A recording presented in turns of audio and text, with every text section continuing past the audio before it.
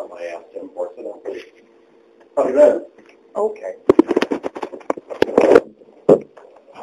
There's a couple follow-up items, both from my meeting with you as well as I think Chris's meeting with you, and I wanted to kind of get back with you. One of the concerns,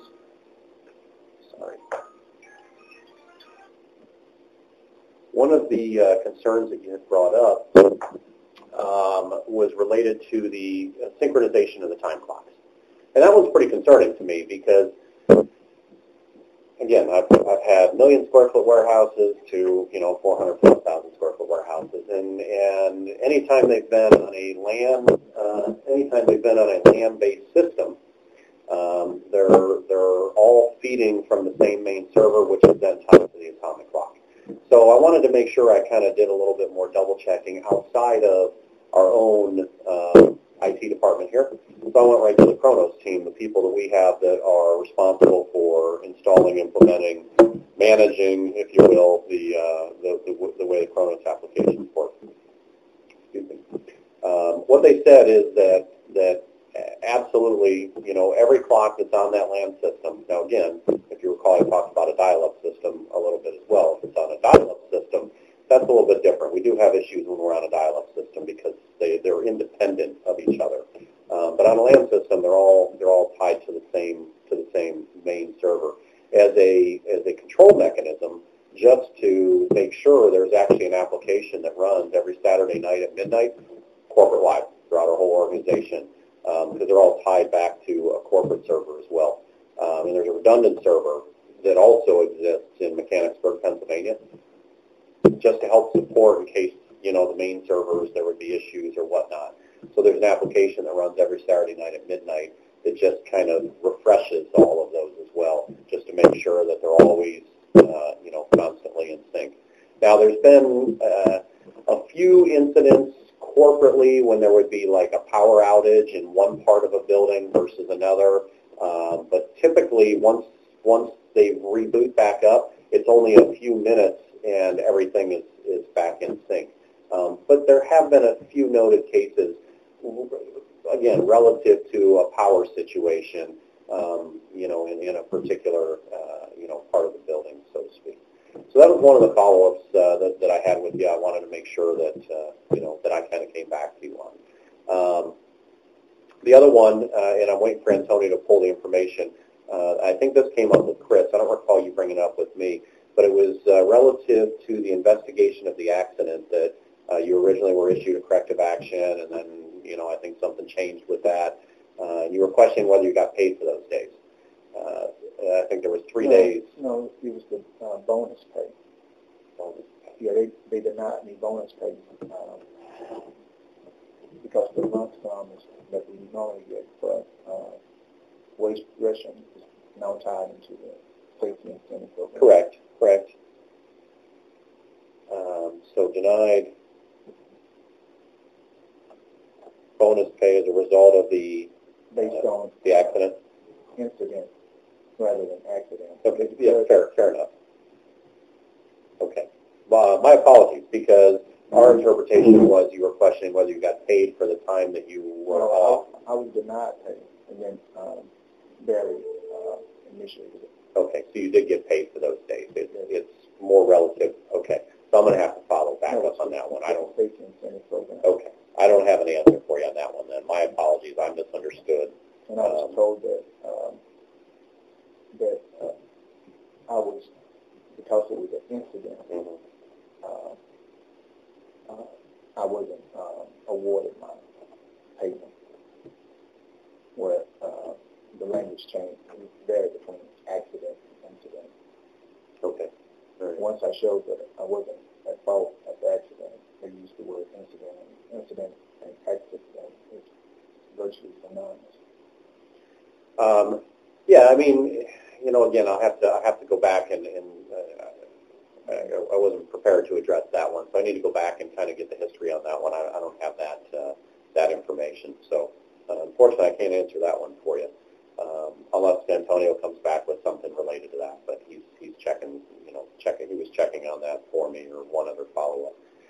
The other follow-up was relative to the time clock placement throughout the facility. And you and I spent some time talking about that. I think you and Chris spent some time talking about that as well. But I just, again, I wanted to come back down that one because when we make decisions to move the time clocks, there's certainly no intent of no malice intent in that. It is quite the opposite. Normally, it's to provide better accountability for, knowing when we've got, several hundred people, in and out of their operations. We're actually moving forward, and I'm sure, maybe you're aware of this, I'm sure you are. We're moving forward towards a job activity code tracking module within Kronos, and we're testing in one part of the building right now. But at some point, every employee, as they move throughout the building, is going to have to clock in and out of areas. Wouldn't that be malicious if it was moved out into the area for accountability when everyone, a few individuals may have not been accountable, but a broad sweep of everyone took place? No, because you have to understand that the bigger picture of it all is we're moving towards a more detailed accountability of everybody's movements in the warehouse. So that's just one step in the process.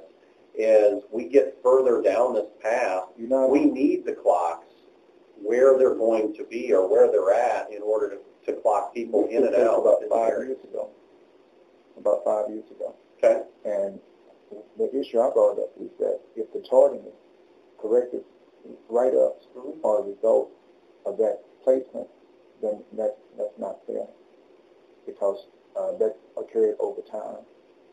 There was some reason for the corrective write-ups for tardies to be implemented. And sure, I was told that it was because of the number of tardies from lunch. Now, the occurrence policy was handling occurrences, and it took 3.25 occurrences to get a write-up. Now people are written up after one tardy. That's incorrect. I'm not sure I understand what you mean by correct. Because the reason for implementing the corrective write-up procedure was that over a period of time, there was a gross number of tardies from lunch.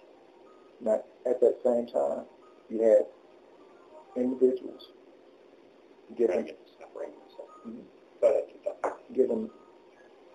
45 minutes for lunch, while one's returning from on the floor, which is receiving less than 45 minutes. That's unfair and incorrect too. Everyone should have the same period of time for lunch.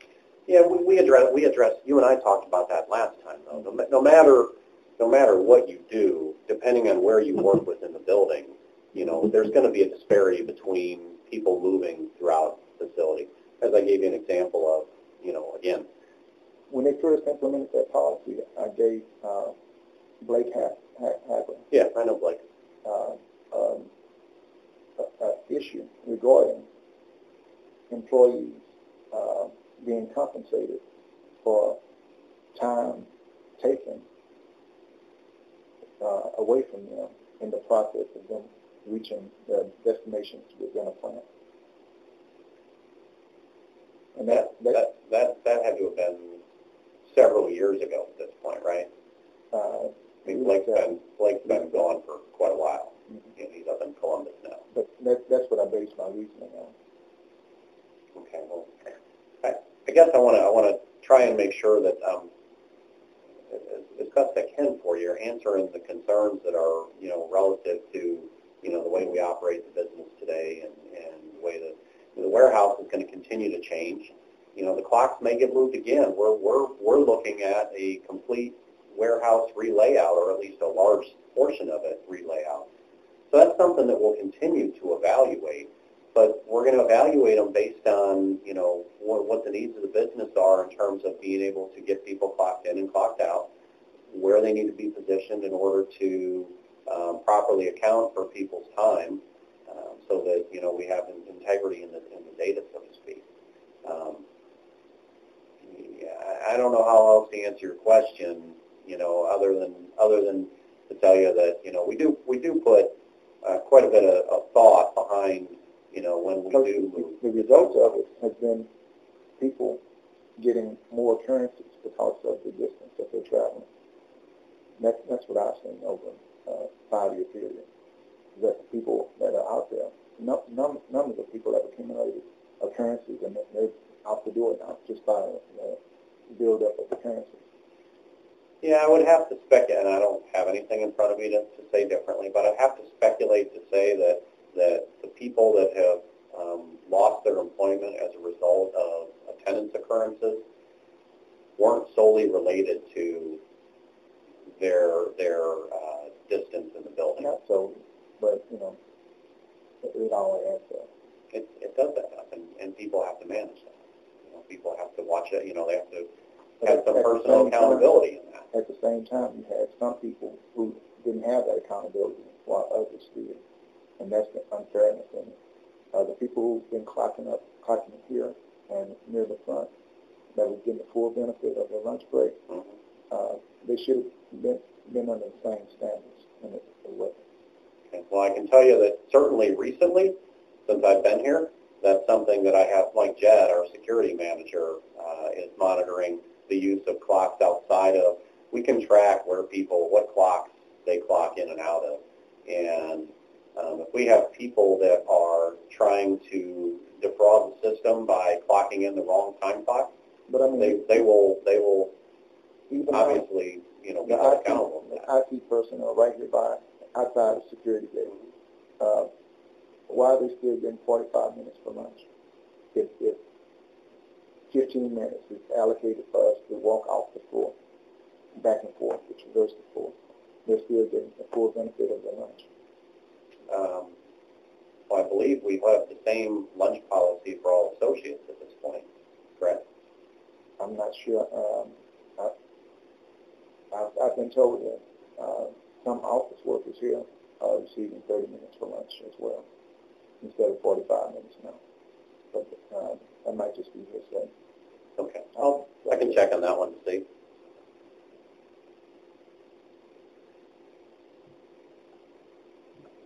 But there again, it's like if I was to leave the floor and go to lunch, Jack in the Box, which I never eat, with an associate that clocks out at the IT area, the time constraints will be different on both of us. They'll have more time, not have less time. The advice that I would offer you is if you feel that there's areas that, provide benefit just by the nature of the positioning of them, that as opportunities become available to work within those areas, you certainly have the ability to apply for them. That's why I applied for group coordinator. As soon as I became group coordinator, those benefits were taken away.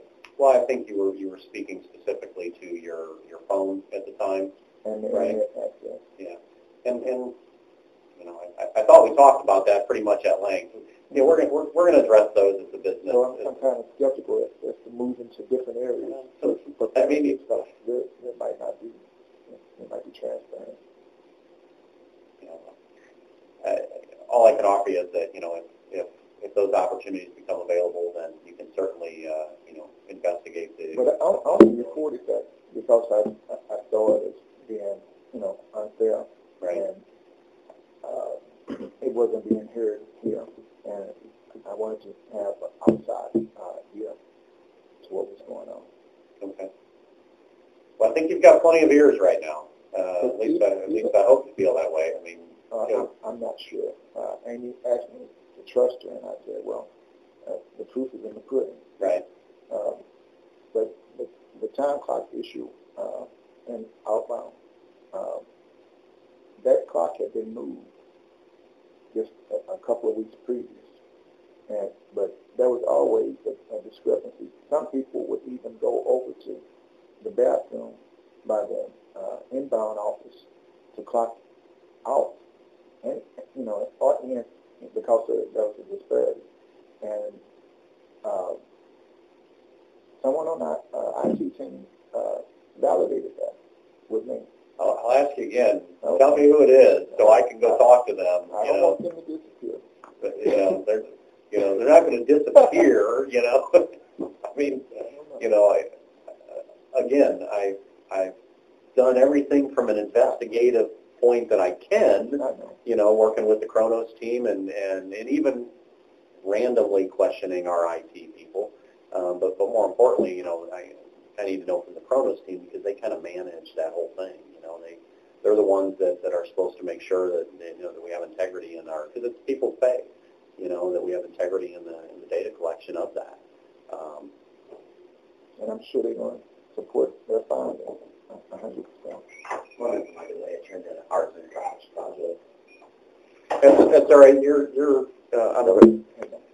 I'm guessing that the work you were doing was really for naught at this point, because the question isn't around getting paid for the 3 days. It's around the safety incentive pay as a result of the incident. Okay. Delaware confirmed he was paid, came back and was paid for the 3 days. Okay.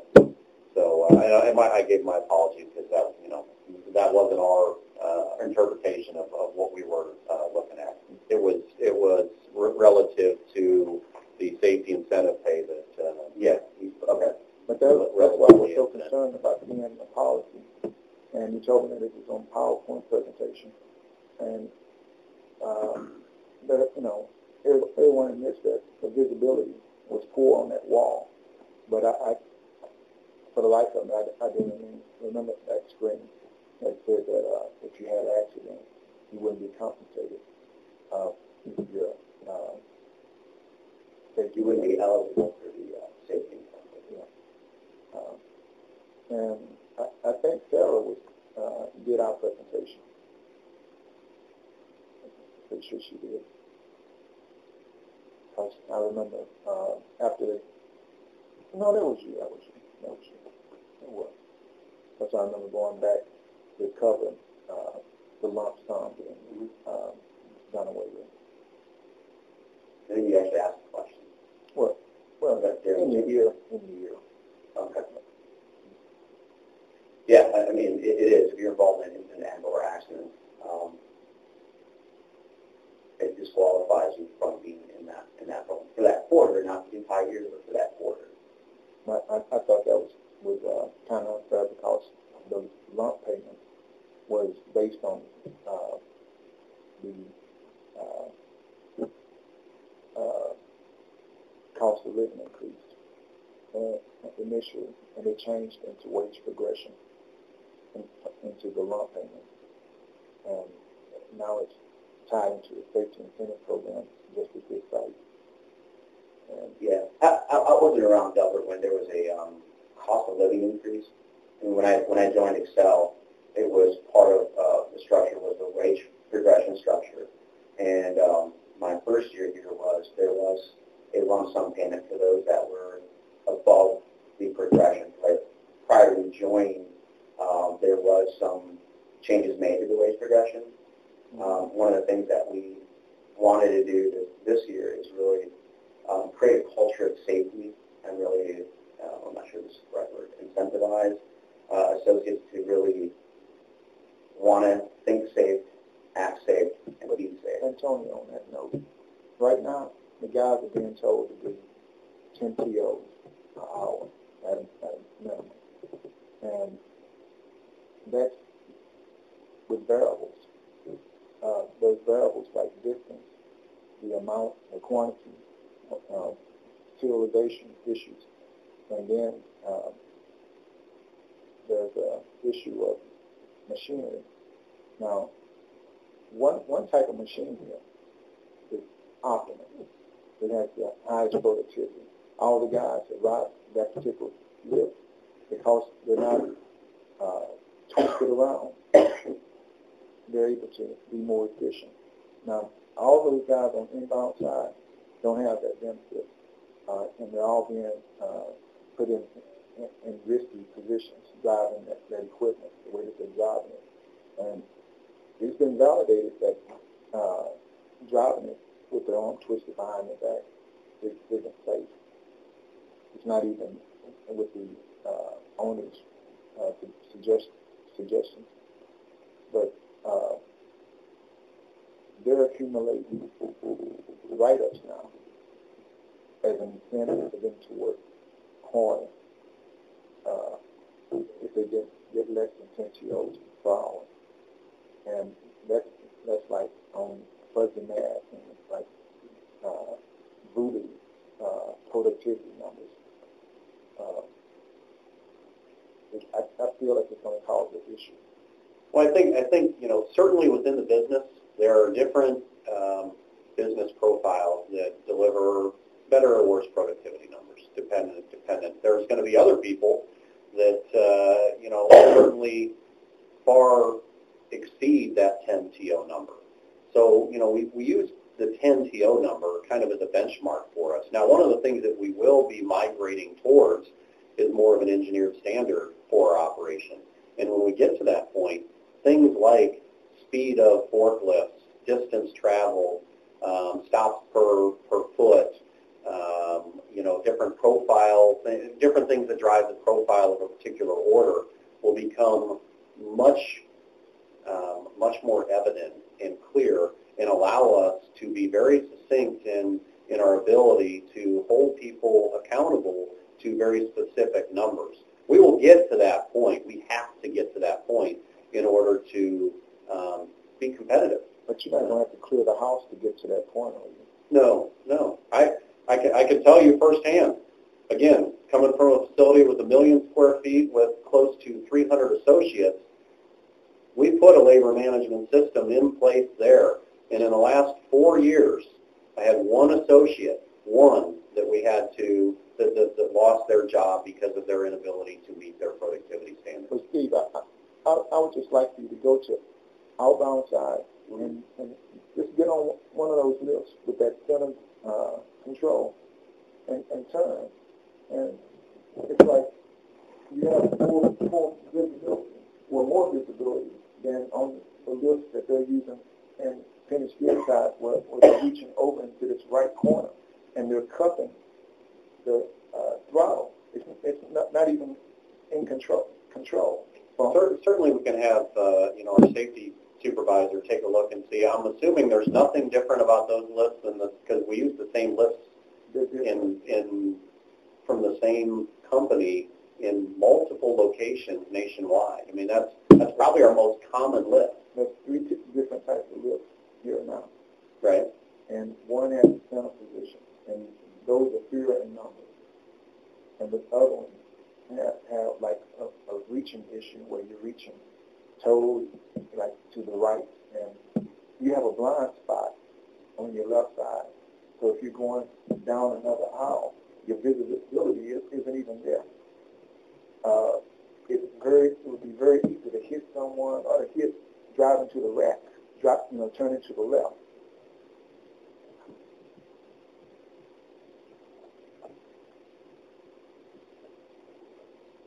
And you say there's 3 units that are different than all the others? No, there's 3 different types of lifts. And all have different types of controls?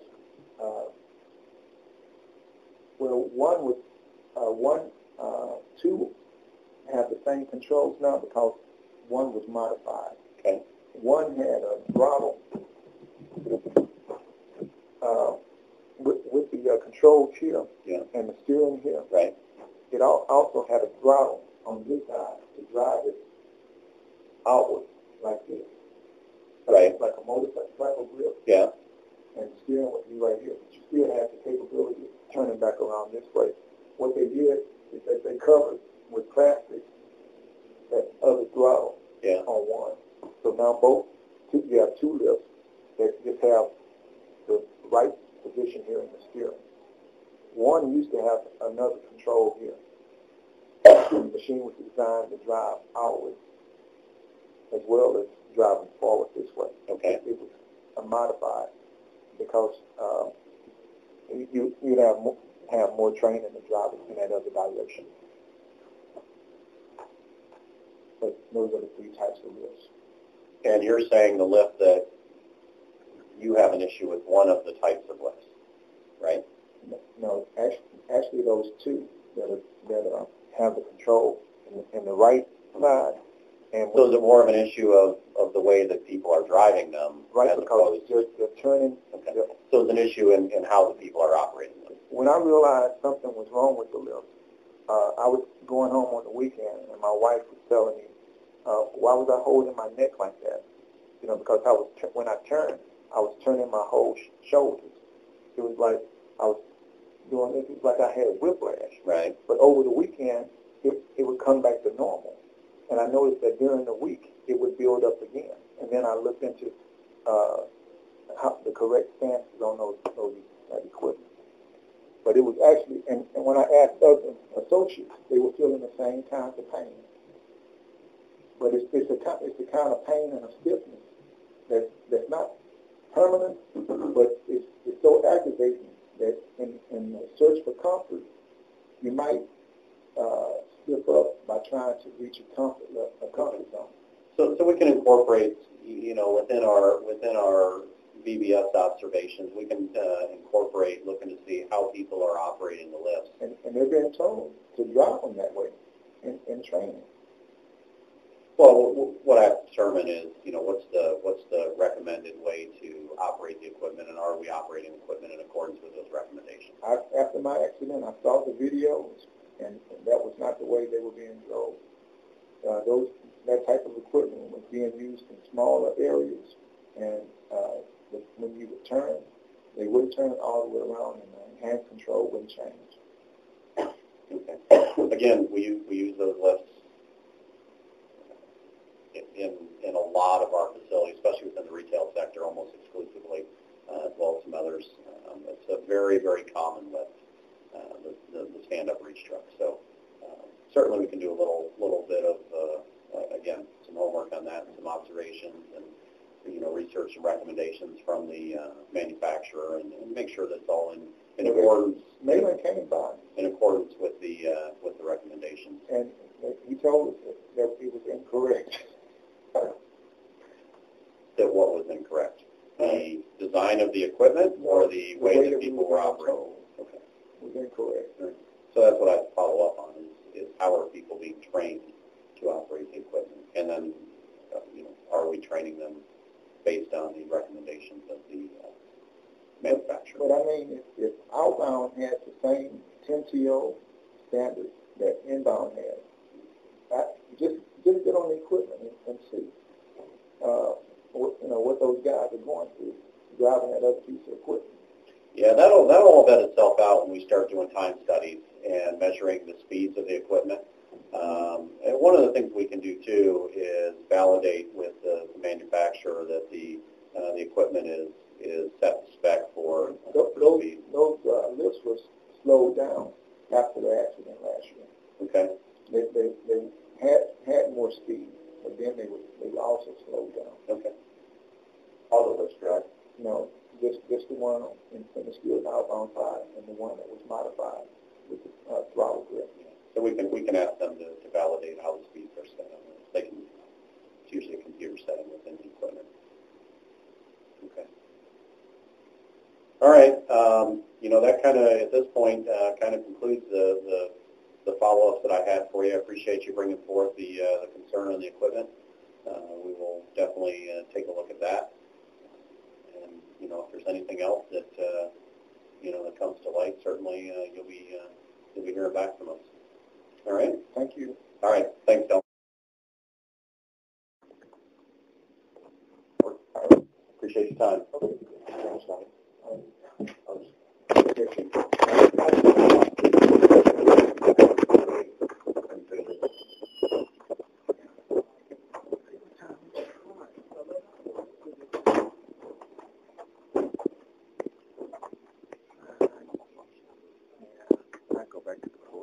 How you been doing? Good. How about you? I'm okay. I'm a lot thinner. I've been walking every day. Oh, really? Yeah. I occupy my